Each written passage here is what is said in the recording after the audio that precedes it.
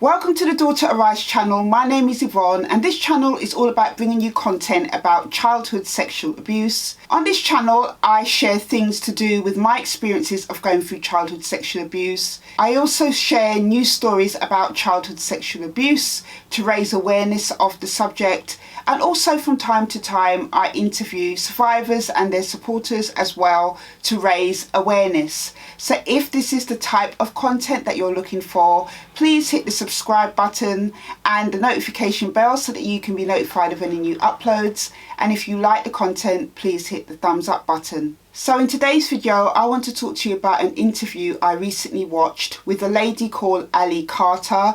She is a young black lady, probably in her early 30s, and the interview was with somebody called Stu Peters. He has a huge platform on Rumble. Anyway, how I came to find out about this interview is through a channel that I'm subscribed to called Henry and Monique, and they are a Christian based channel, and they were talking about this interview that everybody should go and check it out.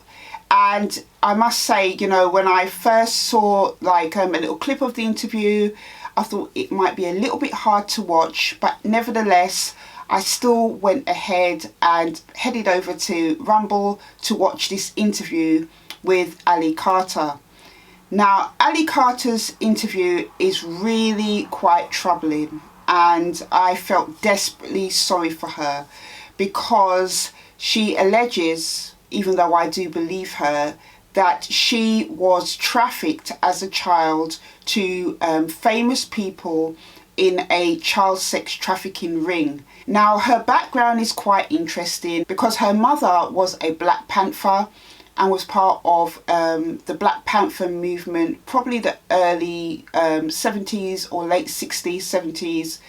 And, you know, she was around a lot of kind of high profile people.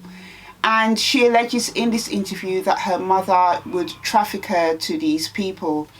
And she managed to get away from her mother. She got taken into foster care at a young age. And she thought that would be the end of that kind of traumatic episode of her life, being away from her mother and all that entailed. And her story did a little bit remind me of a lady I did an interview with on this channel called Tiffany Stewart. I will leave a link to her interview here, just because of the similarities where the adults in their lives, namely their mothers, were involved in their abuse in some way, shape or form, and obviously knew what was going on. But she thought that would be the end for her. She ended up going into care, into foster care. But as a matter of fact, it was the beginning of her being trafficked out even more to different high profile people, including people that she alleges like Obama, Biden, high profile police chiefs, and quite a few other people. To listen to her story was very, very upsetting. And if you're going to watch her interview, I would say to you, you need to be very, very careful because it's quite triggering if you're somebody that has gone through child sexual abuse. It's only half an hour long, thank God, and I don't mean that in an awful way, but you know, I don't know if I could have listened probably to a whole hour, 2 hours of this type of interview.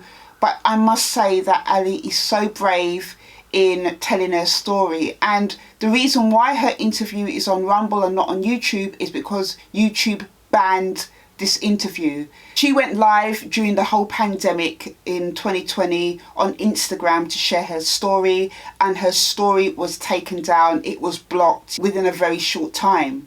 So that has me thinking, actually, the fact that because everybody has the right to freedom of speech and she's sharing her story about something that has happened to her, you know, regardless of whether, you know, YouTube or Instagram believe it's true or not, because people share information all the time, and the fact that they were quick to shut it down makes me believe that there is no smoke without fire. So her sexual abuse started from the age of 4 years old.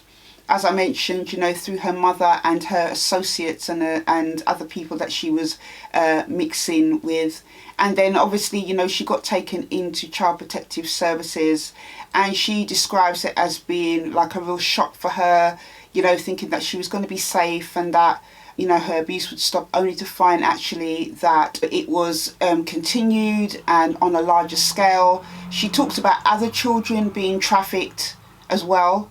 and how there is a large underground tunnel system where children are trafficked without being noticed, without any, suspicion from anybody, because it's all done underground. And just to hear those details, to me, just took my breath away. It's just so shocking. Even though I do believe this stuff goes on, I mean, we know that high profile people have been involved in the trafficking of children, in the ritual sacrificing of children, in the sexual abuse of children. We do know that child sex trafficking is a huge billion-pound industry. Even recently, again, the same people that I'm telling you about, Henry and Monique, they shared a video on their Instagram of a sting operation where so many women of maybe Colombian, Peruvian background, all pregnant, were rescued from a child sex trafficking ring. What was happening is that these women were giving birth and their babies were being sold over to these people. They ain't seen the money or anything like that, but their babies are being sold over to the highest bidder to be trafficked for sexual abuse. It was really, really upsetting for me to see that, and it's something I'm continuously praying about, to stop this evil and to expose it, those who are partaking in it, who are abusing these children. She also talked about, the kind of trauma that other young children who she was around went through, how a lot of them, well, quite a lot of them lost their lives to this type of abuse. She also talks about dissociative trauma. I am going to do a video about that, just talking about what that is and how to cope with the abuse that they were going through. A lot of them would dissociate themselves from their bodies and their minds. It was really, really heavy stuff. I do believe her. I think that she definitely did go through this. She talks about the effects of how the abuse has impacted her life. She can't have children, but she seems to be somebody who is such a positive person, such a joyous person, even though she has been through such harrowing and terrible abuse. The fact that she's able to kind of smile and talk about things that she's passionate about. I know she does some work within school, she supports young people.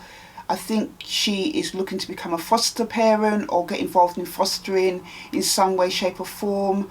She talks about kind of the things that have helped her to kind of take her mind off the things that have happened to her. But the reason why she was on this show with Stu Peters is because she wants to expose high profile sexual abuse. I 100% believe that this is going on. I believe a lot of high profile people are involved in this type of abuse, to secure their fame and fortune and all these different things. So, she's trying to raise awareness through sharing her story, and she only shared it in part, as I said, for half an hour. So I believe her. I think that it's important that she gets her story out there, because we do know that the main news media is very biased in what it puts out there. That's why alternative platforms like Rumble are well needed, are appreciated, because then people can hear really what's going on without it being edited or censored. So I will leave a link to that video in the description box below. I will also leave the name of it in case you find that it may have been taken down. But if you can, do check it out, do share it. As I mentioned, it is quite harrowing, the details that she shares, but if you can watch it, then do go ahead. So that is it for this video. Do check it out, and I will see you on the next one. Take care.